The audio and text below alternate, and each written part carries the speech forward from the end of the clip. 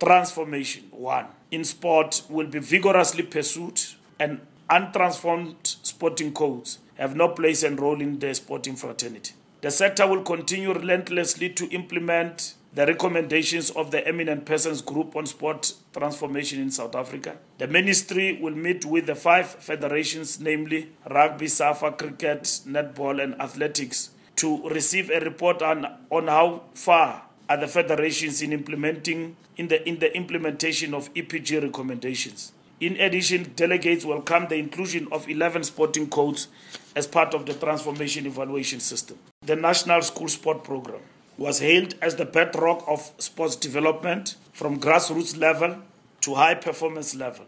The sector resolved that the program must be consolidated and strengthened through the designation of educator, primarily focused on sport in all schools. Incorporating physical education as part of the schools curriculum is a matter that needs urgent attention and will be discussed with the Minister for Basic Education for urgent resolution and implementation. The issue of facilities in schools will be the sector's preoccupation in the next 5 years. Community sport and club development. This will receive specialized attention during the first 100 days and in the next medium-term planning framework. The Department of Sport and Recreation has been directed to present a comprehensive plan to the Minister in the next few weeks in this regard.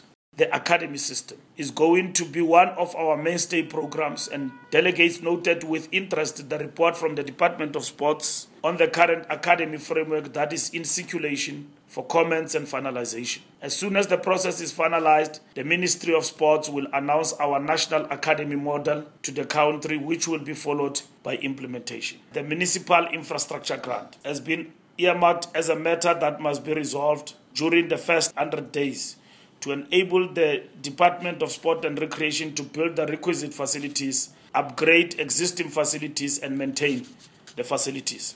And those mega projects include the building of stadiums like in area like Umtata, like areas like Mafikeng and Odi in Tshwane, to cooperate with them to basically have a facility big as Mafikeng Stadium.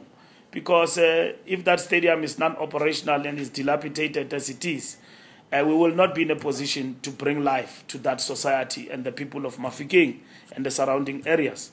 And then that goes for Mtata Stadium. We know that monies have been embezzled or whatever that is the case, and that community is suffering now because you can't take any major games to that particular area. So we are solidifying finance and also talking with other agencies to look as to how they can assist us in this particular program. But over and above that, there is Jobs Fund. We need to look at the Jobs Fund and what it can assist in terms of these mega projects of infrastructure development of sport facilities. My strategic point with regard to boxing, before end of this year, having resolved my issues with Branco, I've resuscitated the bilateral with him and my team to look at all legal issues that are impending between the two, and all of that that prohibit us going live on television. Before end of the year, we will have a humdinger of the launch of boxing back to air, both in the Eastern Cape and Gauteng. And we're just waiting all the things is all system go. That hurdle we pass anytime we're back on the screens. And it will allow us to even speak about this question of what I've been asked about what is this? The boxing league.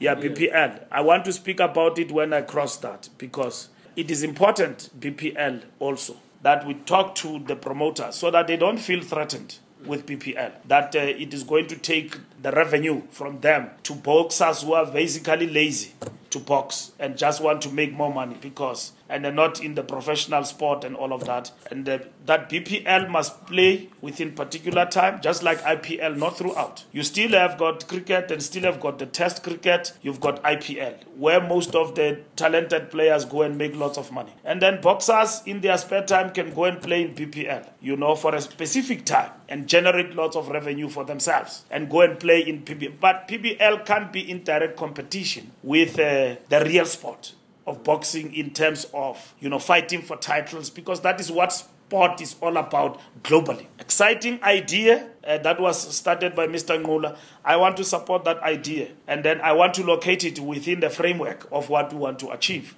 going forward. We need a formidable side, and that side is not going to start now by appointing a coach in the next month and say win the Africa Cup of Nations. No, and then say that win CHAN going forward. Quite clearly, our football is in crisis, and we don't have a formidable side, and we need a total overhaul in the system. First, we look at the system and understand it like SAFA has done. We had a strategic plan after CHAN, which looked at what are the problems and what is the way forward. We need to implement all of those things that we said we need to implement. We need to get our development sides into action.